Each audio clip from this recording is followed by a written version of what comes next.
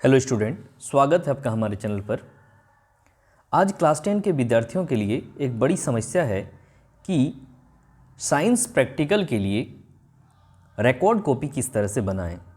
तो जब परीक्षाएं सामने आ जाती है या परीक्षाएं चल रही होती हैं तो आप लोगों को प्रैक्टिकल का एक टेंशन बना रहता है। इसीलिए आप लोग अभी काफ़ी समय है, अभी से ही प्रैक्टिकल कॉपी को बनाना स्टार्ट कर दीजिए। तो इसी समस्या का समाधान के लिए मैंने एक फिजिक्स का प्रयोग आप लोगों के सामने लाया है।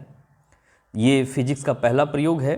इस प्रयोग का नाम है अवतल दर्पण द्वारा दूर स्थित किसी वस्तु का प्रतिबिंब ज्ञात कर उसकी फोकस दूरी ज्ञात करना। तो सबसे पहले क्या करना है, दूर स्थित कोई भी वस्तु को आप लेके उसका प्रतिबिंब प्राप्त करेंगे। तो चूंकि हम लोग जानते हैं कि अवतल दर्पण में जब वस्तु अनंत पर होती है तो उसका प्रतिबिंब मुख्य फोकस पर बनता है। तो जब आप वस्तु को अनंत पर लेंगे, यानी कि मान लीजिए बहुत दूर पर रखी वस्तु को हम लोग अनंत मान सकते हैं, तो आपको करना क्या है, इस प्रैक्टिकल को करने के लिए जो प्रयोगशाला आपका है उसके खिड़की के सामने पहले आप प्रयोगशाला का जो रूम है उसका जो दरवाज़ा है उसको बंद कर देंगे, जिससे अंधेरा हो जाएगा, लाइट वगैरह ऑफ कर देंगे और एक खिड़की को खुला रखेंगे। तो इससे क्या होगा, उसके सामने, खिड़की के सामने एक टेबल रखेंगे और टेबल के ऊपर आप अपने अवतल दर्पण को रखेंगे। अवतल दर्पण को आपको स्टैंड में रखना है और उसके सामने स्क्रीन को रखना है। इससे क्या होगा, खिड़की से बाहर किसी एक ऐसा वस्तु का आपको लेना है, जैसे मान लीजिए खंभा लीजिए या एक पोल, खंभा पोल दोनों एक ही चीज़ है, या कोई पेड़ पौधा कुछ भी होगा जो काफ़ी दूर है, तो वो आपका अनंत का काम करेगा। वहाँ से वस्तु का प्रतिबिंब जिस जगह बनेगा दर्पण से, वो मुख्य फोकस कहलाएगा। अब आपको ज्ञात क्या करना है, फोकस दूरी ज्ञात करना है। तो फोकस दूरी क्या हो जाएगा, आपका प्रतिबिंब की दूरी और जहाँ पे दर्पण है उसकी दूरी ही आपका फोकस दूरी भी हो जाएगा, क्योंकि हम लोग जानते हैं जब वस्तु अनंत पर होती है तो प्रतिबिंब मुख्य फोकस पर बनता है।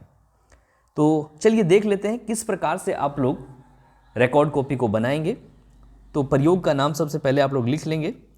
प्रयोग का नाम लिखने के बाद आपको आवश्यक सामग्री, उसमें जो जो उपयोग कर रहे हैं आप प्रैक्टिकल में, उसको भी लिखना होता है। तो आप देख लीजिए इसमें क्या क्या लेना पड़ता है। सबसे पहले आपको एक अवतल दर्पण लेना पड़ेगा, कोई भी डायमीटर का। उसके बाद दर्पण को जिसमें रखेंगे उसका स्टैंड चाहिए। फिर एक पैमाना, एक स्केल चाहिए, मीटर स्केल हो या फिर 15 सेंटीमीटर का या 30 सेंटीमीटर का। फिर एक स्क्रीन चाहिए। स्क्रीन शीट के बदले आप ड्राइंग शीट का यूज कर सकते हैं, किसी भी पेपर का या चार्ट पेपर का यूज कर सकते हैं जहाँ पे प्रतिबिंब बनेगा। और एक ड्राइंग बोर्ड, या ड्राइंग बोर्ड ना भी रहे तो मेज पर रख के ये सब आप कर सकते हैं। फिर आगे आपको क्या करना है, आगे देख लेंगे। उपकरण का वर्णन, जो भी उपकरण का यूज हम लोगों ने किया है उसके बारे में थोड़ा सा डिस्क्राइब कर देना है। जैसे कि यहाँ पे देख रहे हैं अवतल दर्पण। तो अवतल दर्पण का काम क्या होता है, यह एक गोला का भाग होता है।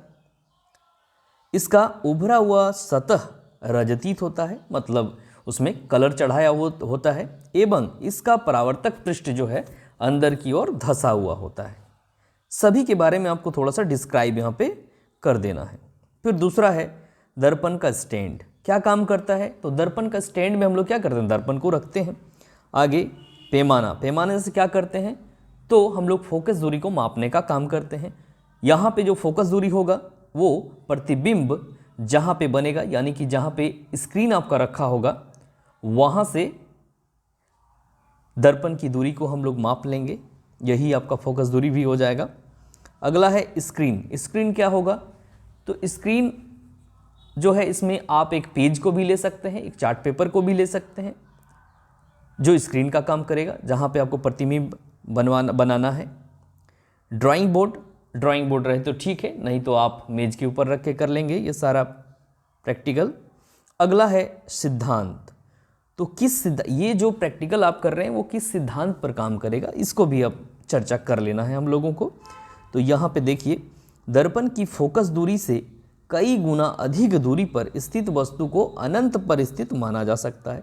अगर कोई वस्तु दर्पण की फोकस दूरी से काफ़ी बड़ा है तो उसको अनंत हम लोग मान सकते हैं, जो कि आपके खिड़की से, आपके प्रैक्टिकल रूम के खिड़की से जो भी पेड़ या फिर खंभा दिखेगा उसको आप अनंत पर रखी वस्तु मान सकते हैं। अवतल दर्पण में कोई दूर स्थित वस्तु का प्रतिबिंब इसके मुख्य फोकस पर प्राप्त होता है। ये सब हम लोग जानते हैं, उसी चीज़ को यहाँ पे आपको डिस्क्राइब कर देना है। डिस्क्राइब करने के बाद इसको आगे बढ़ाएंगे। यह प्रतिबिंब वास्तविक उल्टा और वस्तु से बहुत छोटा होता है। दर्पण के ध्रुव और मुख्य फोकस के बीच की लंबवत दूरी से दर्पण की फोकस दूरी ज्ञात की जा सकती है। जैसे ही सिद्धांत हो जाएगा, आपको फिर क्रियाविधि भी इसका बताना है कि किस तरह से इसमें काम होता है। तो सबसे पहले प्रयोगशाला से बाहर एक ऐसे दूर स्थित पेड़ या खंभा को चुन लीजिए जो खुली आंखों से साफ साफ दिखाई देता हो, आपको वहाँ से खिड़की से साफ साफ दिखाई देता हो, ऐसा कोई वस्तु आप ले लीजिए। एक अवतल दर्पण को दर्पण के स्टैंड में अच्छी तरह से कस के लगा देना है, ठीक है। उसका दर्पण के स्टैंड में इसको सेट कर देंगे आप।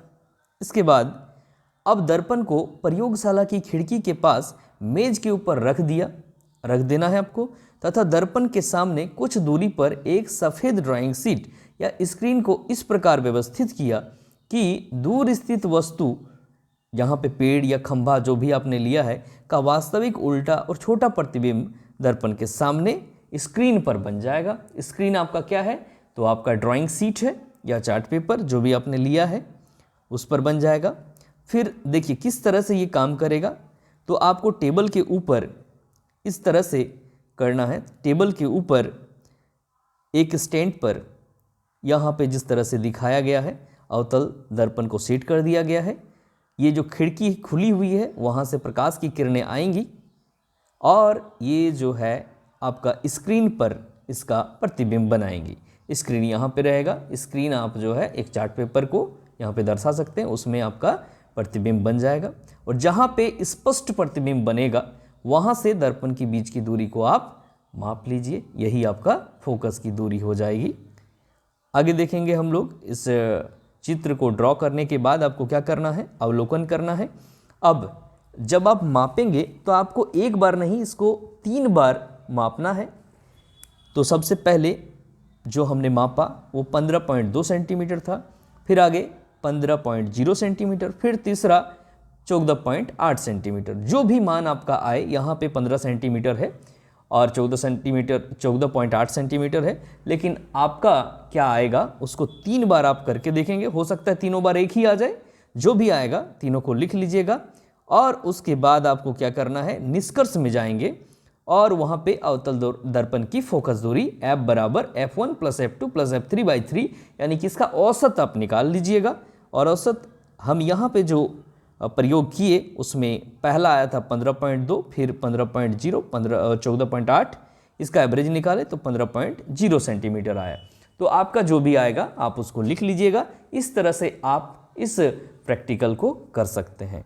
तो चलिए, आशा करते हैं ये वीडियो आप लोगों के लिए काफ़ी लाभदायक साबित हुआ होगा। आप अगर इसका प्रैक्टिकल देखना चाहते हैं तो हमारे वीडियो को लाइक करें और हमारे चैनल पर बने रहें।